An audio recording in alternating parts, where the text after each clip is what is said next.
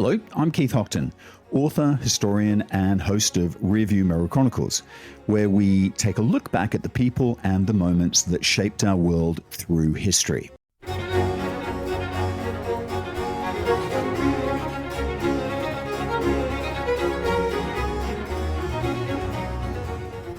Hello. It's one of the most enduring and romantic images, I think, of the First World War. British and German soldiers climbing out of their trenches on Christmas Day, 1914, meeting in no man's land, shaking hands, swapping cigarettes, and kicking a football back and forth as if the war itself had briefly forgotten why it actually existed. And it's an incredibly powerful image, and I think also a comforting one. But like many of the stories that we tell ourselves about war, it's only partly true. What we tend to call the Christmas Truce of 1914 wasn't a single event, and it certainly wasn't a coordinated moment of universal goodwill along the Western Front. In fact, it was a series of small, spontaneous acts of fraternization happening unevenly sector by sector wherever men on both sides felt able or brave or curious enough to lift their heads above the parapet. In some places, nothing happened at all. In others, soldiers cautiously emerged from their trenches, not to end the war, but just to talk, to exchange cigarettes, share small gifts, compare photographs, and in at least one recorded case, to roll a barrel of beer across the frozen mud with the plum pudding reportedly heading its way back the other. And absolutely, football does enter into the story, but not in the way that it's actually been portrayed. The popular image suggests something close to a modern football match, a wide open pitch in no man's land, goals set up, teams assembled, perhaps even an imaginary referee keeping order. And the reality was far, far messier and far smaller. No Man's Land was such a scarred wasteland of hellholes, frozen mud, barbed wire, and debris. It definitely wasn't a place where you could lay out a proper pitch, let alone freely, run across it. There were no goalposts, no officials, and certainly no neutral ground. What did happen in some isolated places were brief kickabouts, informal and improvised, more like boys kind of nudging a ball around than anything resembling, an organized game. But football deeply mattered to these men. Balls had to be sent out from home. Chelsea Football Club, for example, famously sent footballs to soldiers who supported the club and were serving at the front. So many, in fact, that the club reportedly struggled to find enough balls to train with back home. But most of those men weren't playing against the enemy. They were actually kicking balls around behind the lines or in moments of relative calm, whenever space allowed. The idea of a grand match between opposing armies owes more to a later storytelling than to the frozen fields of 1914. Films, advertisements, and popular memory have actually smoothed the rough edges, turning brief, I think also very fragile moments of human contact into a single sweeping symbol of peace.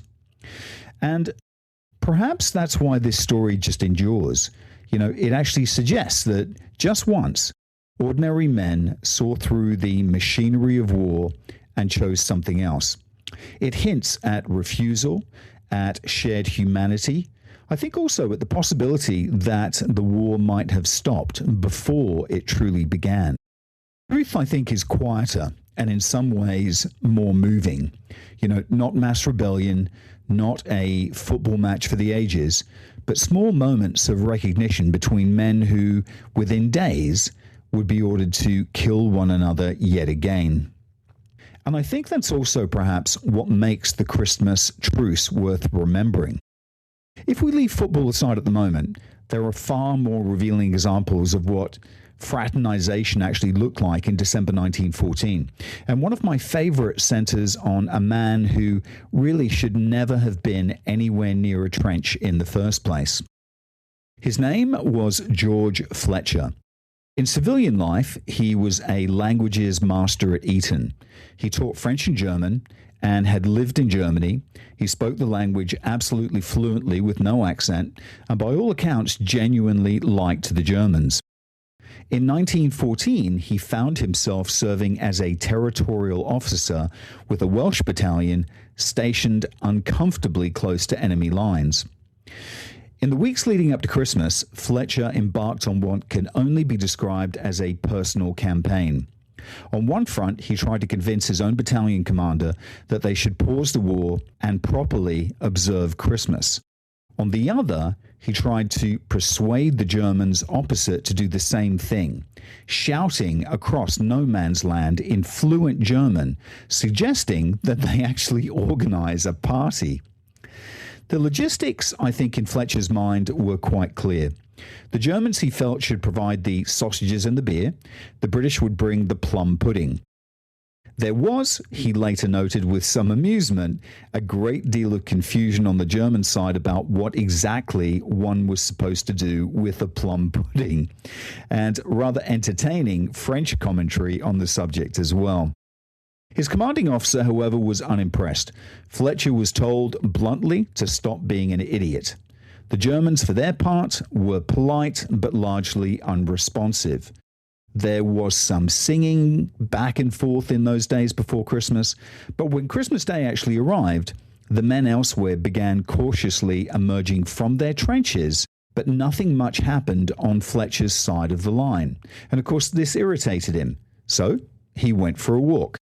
He wandered along to a neighboring Scottish battalion, and it was there that he finally encountered what we now recognize as a Christmas truce. Men were actually out in the open. There was laughter, cigarettes were being exchanged, names and addresses were swapped. Fletcher even traded business cards with a German officer. There were footballs being kicked about, loosely and informally. Nothing organized, nothing official, just movement and noise and curiosity. And then it began to get a little bit too lively. Men started darting in and out of each other's trenches. Fletcher watched as one Scottish soldier staggered back towards the British lines carrying a heater, either stolen or generously gifted, depending on which side of the story you believe. At that point, Fletcher had a sudden moment of clarity. This was all very friendly, yes, but it was also becoming a reconnaissance officer's dream. Perhaps he thought letting the enemy wander freely around your defensive positions wasn't the wisest idea. So the truce, at least in that sector, was quietly shut down and the men were called back. And I think it's a perfect example of what fraternization really was. It was human, spontaneous, warm, and also fleeting, bounded by reality, by caution, and by the simple fact that this was still a war. Fletcher himself is a fascinating figure because his attitude towards the Germans was complicated.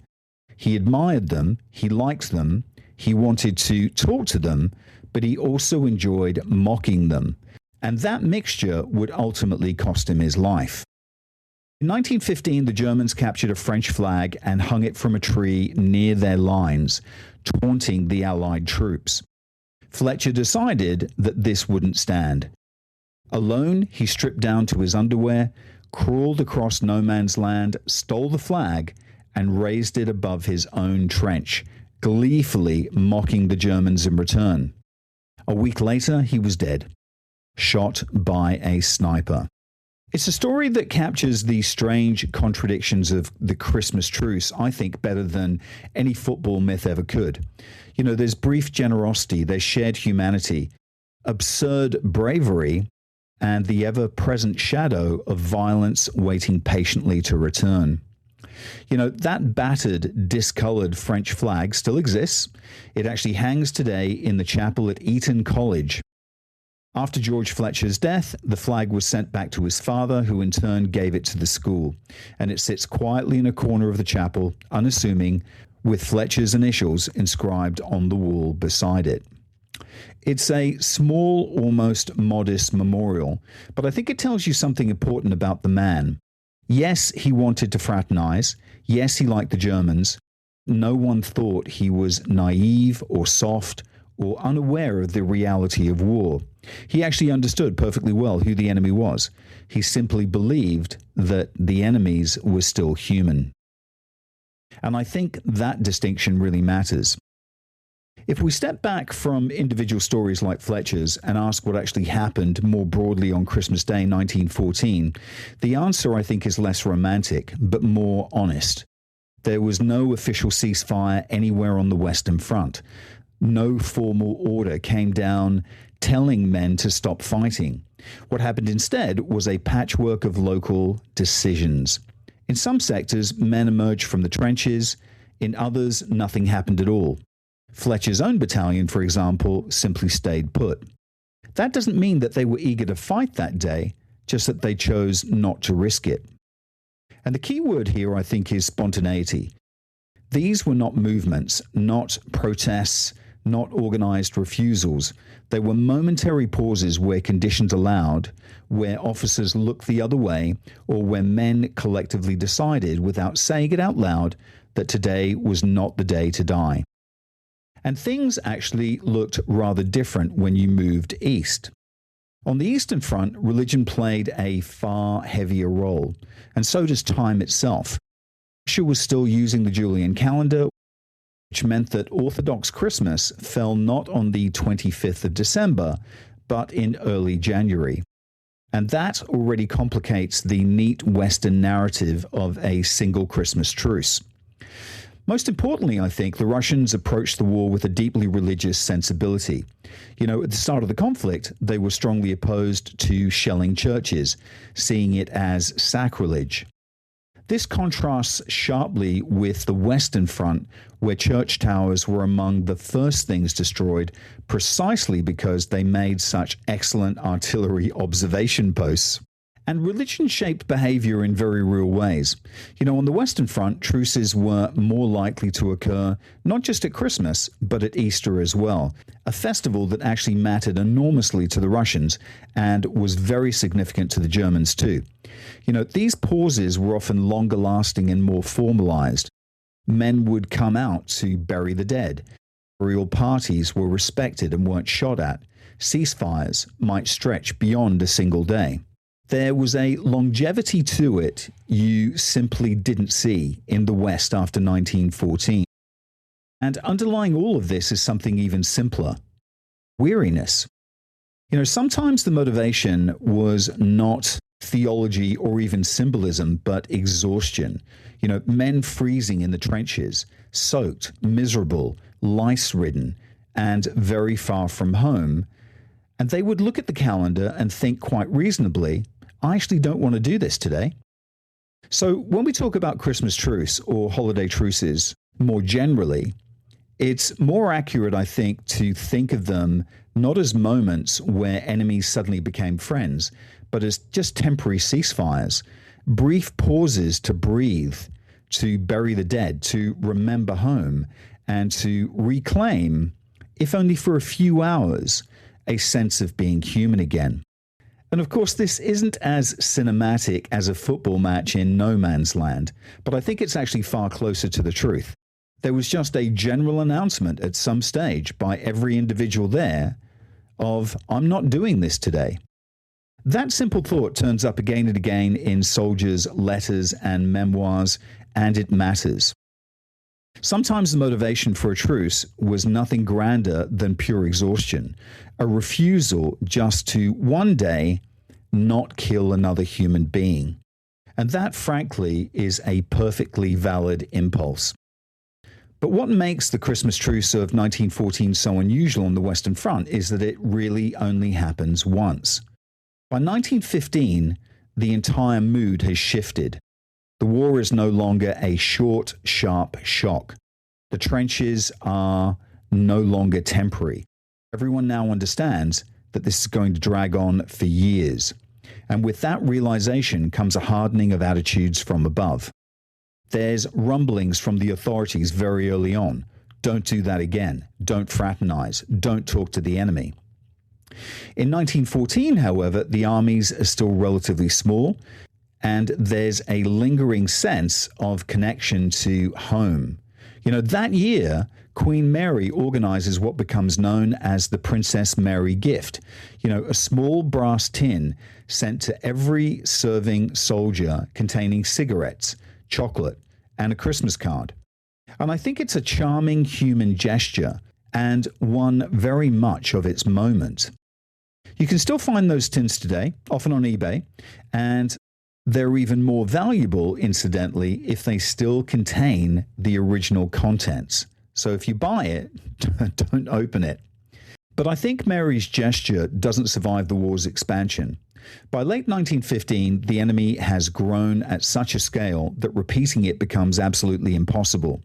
Letters in the Royal Archives show postal authorities pleading for it not to happen again. They simply can't cope. The sheer volume of mail on top of the parcels soldiers' families are already sending, Christmas pudding, cigarettes, small comforts from home, completely overwhelms the system. The war machine is grinding on, and the space for sentiment is rapidly shrinking.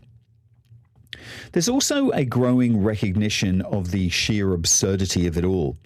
From a military perspective, it makes very little sense to spend 11 months of the year desperately trying to keep the enemy out of your trench, only to invite them back in on Christmas Day to share a cigarette and take a good look at where your machine guns are positioned.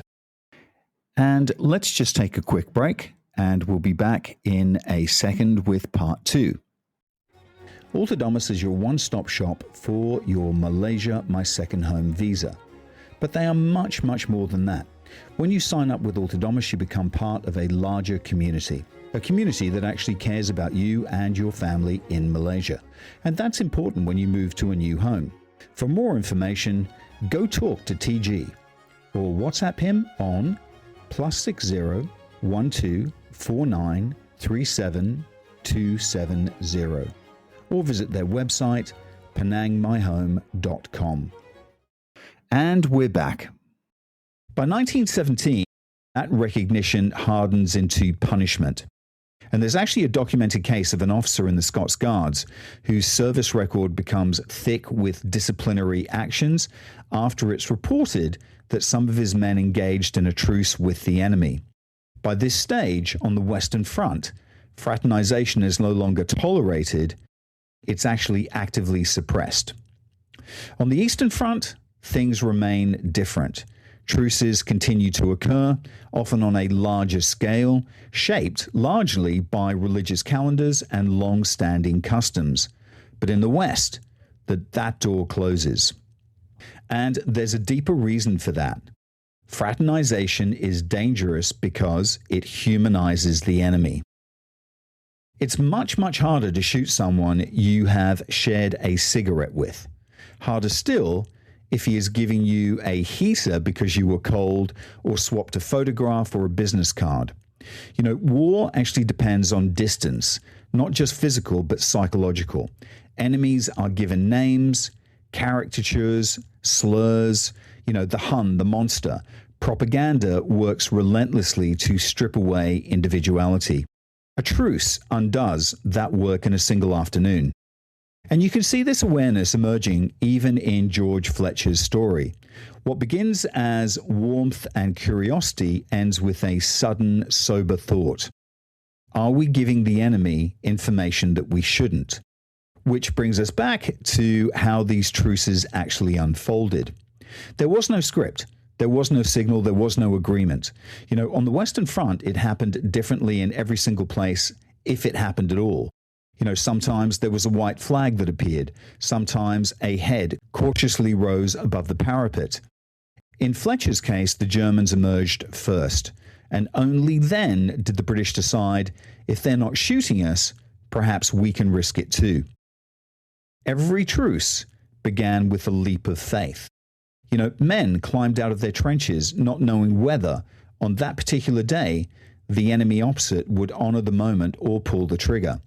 That uncertainty is what makes these episodes absolutely remarkable, not because they stopped the war, but because briefly they suspended it. And then, almost inevitably, the war returned. That, I think, is the real story of the Christmas Truce. Not a myth of peace, but a fragile pause shaped by fatigue, faith, fear, and a stubborn insistence, I think, on humanity, even in the middle of industrialized slaughter. And I think that's why this still matters. You know, earlier on I mentioned a French officer receiving a plum pudding from, British soldiers. And I've actually seen a photograph of that officer being given the plum pudding. And it's actually really delightful.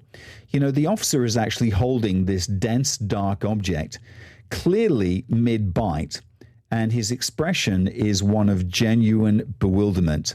And he actually looks like a man wondering whether he's just made a terrible mistake. And I think that curiosity opens up a whole small but telling strand of the Christmas Truce story, the strange journey of the British plum pudding to the front lines. Plum puddings were everywhere in 1914. The fashion for them actually runs right up the chain of command. General Douglas Haig himself received one earlier in the war, and he enjoyed it enormously and then felt rather guilty about asking his wife for another. He was actually aware that while he might quietly request something from Harrods or from Fortnum and Mason's, his men couldn't. And there were other examples too. J.M. Barrie, the amazing writer, creator of Peter Pan, he'd effectively adopted the Llewellyn Davis boys, and one of them, George, was serving in the trenches in 1914 and 1915. Barrie sent him huge hampers from Fortnum and Mason's, lavish parcels filled with food meant not for hoarding, but for sharing. That was the unspoken rule. If something arrived from home, you shared it. Keeping it all to yourself was simply not done. And plum puddings traveled particularly well. I mean, they were dense, packed with dried fruit and nuts and soaked in alcohol, and astonishingly calorific. They didn't spoil easily.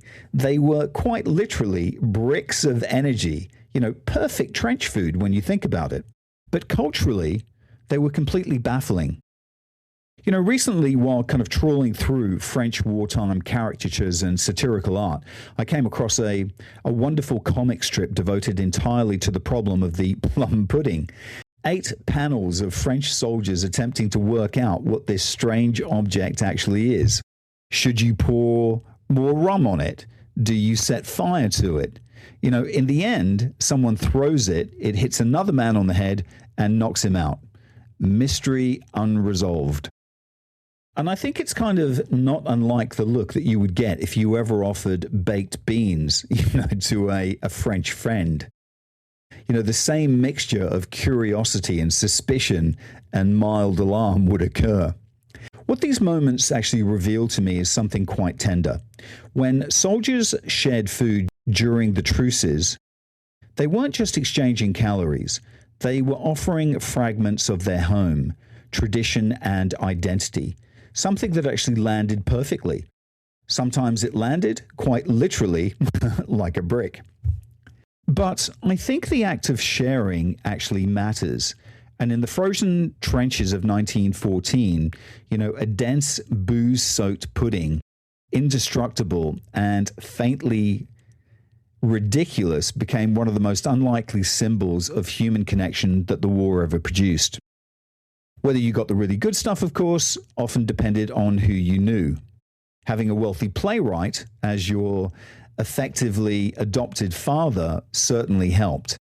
If J.M. Barrie was sending you hampers from Fortnum and Mason, you were doing rather better than most. And Fortnum's, just on that note, and Harrods actually, did send out enormous Christmas hampers to the front, either directly to officers or to units who could actually club together for them. And of course, soldiers also tried, wherever possible, to recreate familiar domestic traditions. On the Western Front, the holy grail of Christmas dinner was the bird. Any photograph of a soldier proudly posing with a turkey or a goose tells you everything you need to know. They look extraordinarily smug, and I think with great reason.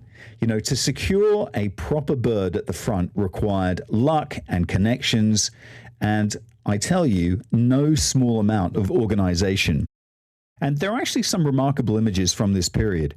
One actually shows a group of officers in a dark dugout doing their absolute best to stage a traditional Christmas dinner under the most untraditional conditions imaginable. Another from 1916 is far more unsettling. A group of soldiers sit in a shell hole eating their Christmas meal, and right beside them, almost part of the gathering, is a grave marked with a wooden cross. It's a very disturbing image, and yet I think it tells you something about the war and how it changed people. By 1916, death wasn't an interruption to life. It was actually just part of the landscape. And it's entirely possible that the grave belonged to someone that they knew, and that eating beside it felt, in some strange way, appropriate, a way of not leaving him out. Of course, this kind of improvisation depended heavily on where you were fighting. On Gallipoli, for example, there were no shops behind the lines, no towns to scavenge, no markets to raid.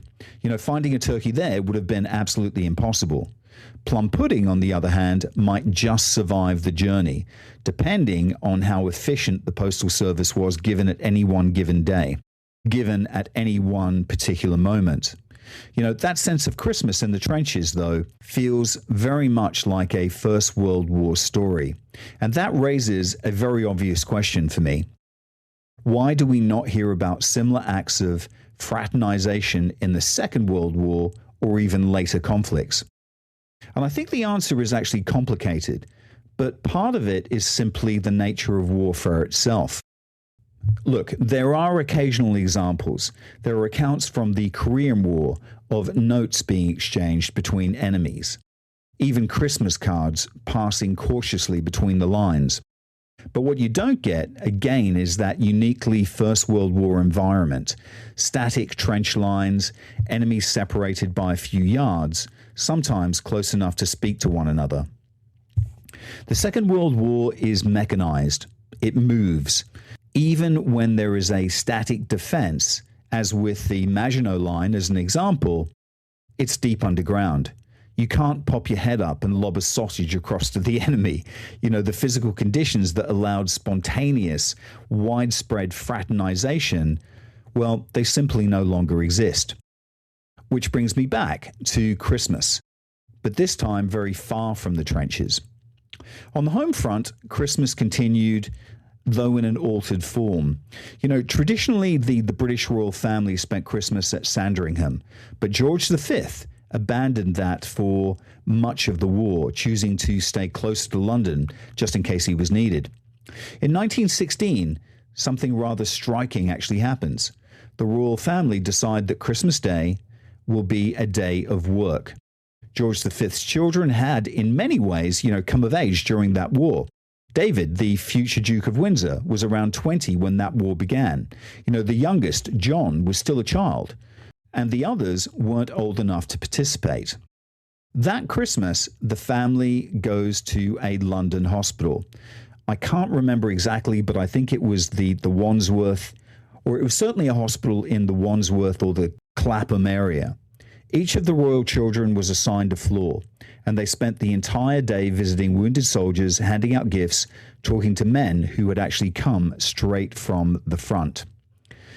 And I think it was deliberate, and I think it was symbolic, and it was an attempt to show that the war was shared, that sacrifice was recognized, and that Christmas, even in wartime, still carried obligations. And that, I think, in its own way, mirrors what happens in the trenches. Whether it was sharing a plum pudding, risking a brief truce, or sitting beside a grave to eat Christmas dinner, people were trying, however imperfectly, to hold on to something familiar in a world that had become profoundly unfamiliar. By 1917, you begin to see striking images of large Parisian department stores giving away toys to children, explicitly acknowledging the deprivation that had settled over civilian life. There were also extraordinary acts of charity earlier in the war. In 1914, when the United States was still neutral, an American initiative filled an entire ship with toys, games, and books and sent it to Europe to be distributed to Belgian, French, and British children whose families had been devastated by the conflict. The timing matters. 1914 Europe had not yet fully shifted into wartime economy. There was a sudden spike in unemployment as industries collapsed overnight. Entire towns lost their livelihoods.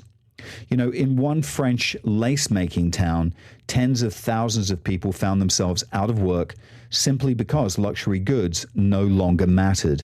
In Berlin, domestic servants reportedly gathered in groups, unemployed and homeless, before wartime industries eventually, absorbed them. Christmas that year landed in the middle of complete disruption. And all of this kind of unfolded against a backdrop of powerful illusion, the actual belief that war would be over by Christmas. By December 1914, that illusion was already cracking.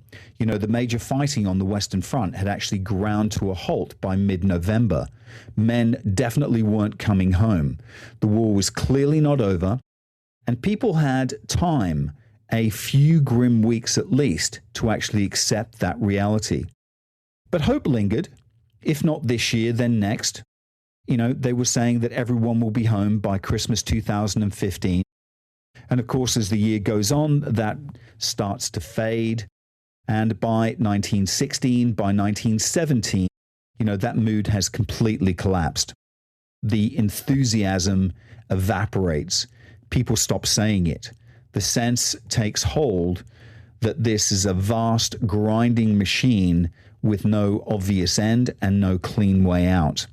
Which brings me back to the Christmas Truce and why it continues, I think, to hold such power over us. The First World War was the first truly global industrialized conflict. It was dehumanizing in ways earlier wars weren't. Families received telegrams telling them their sons were missing, with no further explanation, sometimes for years. Like earlier battles where at least there was a single field, known place where men had fallen, this war swallowed people into enormous, opaque systems that couldn't even explain what had happened. And it's in that context, stories like the Christmas Truce matters even more.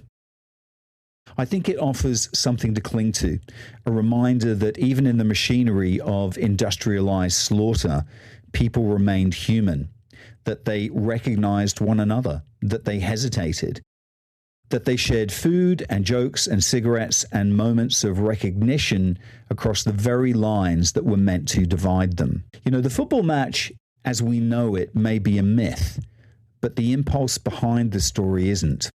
I think it's the need to believe that decency survived, and it survives to tell us that humanity didn't vanish entirely. And perhaps that's why, more than a century later, we're still telling this story. This episode of Rearview Mirror Chronicles is brought to you by Entrepot Publishing, the home of independent storytelling. We publish books that celebrate history, art, and the extraordinary people who make life fascinating. You can find our titles and maybe your next great read at entrepotpublishing.com.